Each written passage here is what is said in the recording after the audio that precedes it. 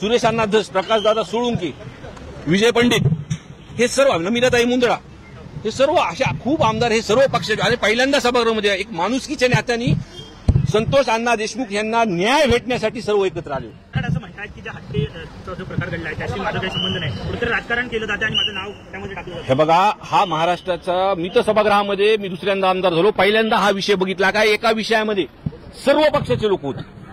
म्हणजे भाजपचेच आमदार अभिमन्यू पवार, सुरेश अण्णा धस, प्रकाशदादा सोळुंके, विजय पंडित, हे सर्व, नमिताताई मुंदडा, हे सर्व अशा खूप आमदार, हे सर्व पक्षाचे आणि पहिल्यांदा सभागृहामध्ये एक माणुसकीच्या नात्याने संतोष अण्णा देशमुख यांना न्याय भेटण्यासाठी सर्व एकत्र आले. हा विषय कधी बघ, ह्याच्यामध्ये काही राजकारण नाही. त्याच्यामुळं आमचा एकच सर्वांचा जो हेतू आहे की जिल्ह्यामध्ये जो वाल्मिक कराडांनी जो जातीमध्ये जे तेढ निर्माण केलंय, लोक आज आमच्याकडे अधिकारी जरी एका जिल्ह्यामध्ये आला तर त्याचं नावापेक्षा त्याचं आडनाव काय हे बघतात. आणि माझ्यासारखा आमदार जिथं जातीचं तुम्ही हे सर्व गोष्टी म्हणता, ते पुरोगामी विचाराचा जिल्हा आहे माझा, मला दुसऱ्यांदा लोकांनी निवडून दिला आहे. मग काही लोक हे जे काही गोष्टी करतात ते आता अटक झाल्यानंतर सगळ्या गोष्टी आपल्या तपासामध्ये प्रामाणिकपणे तपास केला तर सगळ्या गोष्टी आपल्या समोर होतील. आणि 6, 9 आणि 11 हे 3 दिवस जे हे गुन्ह्याचे क्रम आहेत किंवा त्या 8 दिवसामध्ये सीडीआर जर तपासले, माझ्या माहिती आजनुसार पोलिसांकडे जो आधी तपास होता आणि त्या तपासामध्ये सर्वच त्यांनी कुणाचं लोकेशन कधी आहे, प्रशासनाला ही केस थांबवण्यासाठी किंवा चौकशी थांबवण्यासाठी, केस दाखल न होण्यासाठी कधी किती वाजता फोन आले हे सुद्धा प्रशासनाकडे आहे. पण पूर्णपणे मोकळेपणाने जर त्यांना तपास करण्यात दिला जसं मुख्यमंत्री साहेबांनी सांगितलं तर या मागचे मास्टर माइंड सुद्धा समोर सगळे येतील, एवढंच आहे. काल धनंजय मुंडे यांनी मुख्यमंत्र्यांची गाडी घेतली, त्यानंतर वाल्मिक कराड सीआयडी सोबत सरेंडर झालेले आहे. क्रम कुठेतरी जुळताना मला असं वाटतं आपल्याच माध्यमातून हे पूर्ण आपणच मला सांगतात ते, म्हणून मला जास्त सांगायची काही गरज नाही. आज आपने मुख्यमंत्री से मुलाकात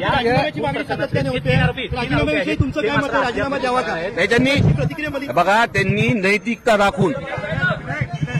नैतिकता राखून जे 28 तारखेला सर्व जातीपातीचे लोक जे बीड जिल्ह्यामध्ये जो मोर्चा झाला, आपल्या सर्व इलेक्ट्रॉनिक मीडियाने तो कव्हर केला, कुणालाही गाडी न देता तिथं लोक स्वतःहून आले की हे कुठेतरी थांबलं पाहिजे. तर माझी अशी म्हणजे आमच्या सर्वांची इच्छा आहे की धनंजय मुंडे साहेबांनी नैतिकता त्यांची दाखवावी. जिल्ह्यामधली जी परिस्थिती आहे, लोकांची इच्छा आहे, त्यांनी हा तपास फास्ट ट्रॅकवर घेऊन त्यांनी राजीनामा द्यावा. पालकमंत्रीपद प्रमुख आरोपी जे आहेत ते मात्र अद्याप फरार आहेत. कारण वाल्मिक कराडच्या नावाखाली मात्र त्या तिघांकडे दुर्लक्ष होतंय का, कारण त्यांनीच प्रामुख्याने फोन केलेला आहे. हे बघा, हा जो ज्या पद्धतीने आता तपास चालू आहे, आज अटक झालेली आणि काही गुन्हेगार सुद्धा फार, मला तर असं अनावर आलं तर खरं आहे खोटं मला माहित नाही, पण जे काही प्रकार हा घडला, 2 मोबाईल त्यांचे सापडलेले आहेत. त्या 2 मोबाईलमध्ये सगळे सीडीआर हे आहे आणि ते सर्व घटनाक्रमचे व्हिडिओ सुद्धा आहेत. म्हणजे मला जी माहिती आली माझ्या काही लोकांकडून की त्याच्यामध्ये त्याला मारहाण करताना जास्त लोक आहेत. काही गोष्टी तपास जसा चालू आहे, काय चालू आहे, काही गोष्टी आता पुढे येतीलच लोक आपल्याला. संदीप जी आज मुख्यमंत्री से आपने मुलाकात की है, वाल्मीकि करार को लेकर के क्या है मामला, और खासकर बीड जिल्ह्याचं पालकमंत्रीपद हे मुख्यमंत्री देवेंद्र फडणवीस यांनी स्वीकारावं आणि बीडमधली जी गुन्हेगारी आहे, राजचोरी आहे, ती संपवावी लागली. बघा, जसं अण्णाजी आपण आपल्याच माध्यमात जी काही बोललेत, आमची इच्छा तीच आहे की पालकमंत्रीपद हा सत्ताधारी पक्षांचा हा विषय आहे, पण हा गुन्हा पूर्णपणे लोकांसमोर जोपर्यंत येत नाही तोपर्यंत धनंजय मुंडे साहेबांनी राजीनामा द्यावा, ही आमची मागणी आहे. संदीप जी आज मुख्यमंत्री से आपने मुलाकात की है वाल्मीकि करार को लेकर के, क्या बातचीत हुई और मुख्यमंत्री ने क्या सोचा? मुख्यमंत्री साहब से मैंने आज उन्होंने मुझे वक्त दिया, मुझसे बात की, मैंने उनको इतना ही कहा कि आज जो आपने सभागृह में हम सभी ने जो बात ली उस पर आपने कहा, उसके बाद में उसमें एसपी की वहां पर नए एसपी साहब आए, 2-4 जो भी उन्होंने चार्ज लेने के बाद 2 नंबर जो धंधे थे वो बंद हो गए, कुछ लोग अटक हो गए, आज सरेंडर भी हो गए वाल्मीकि कराड़.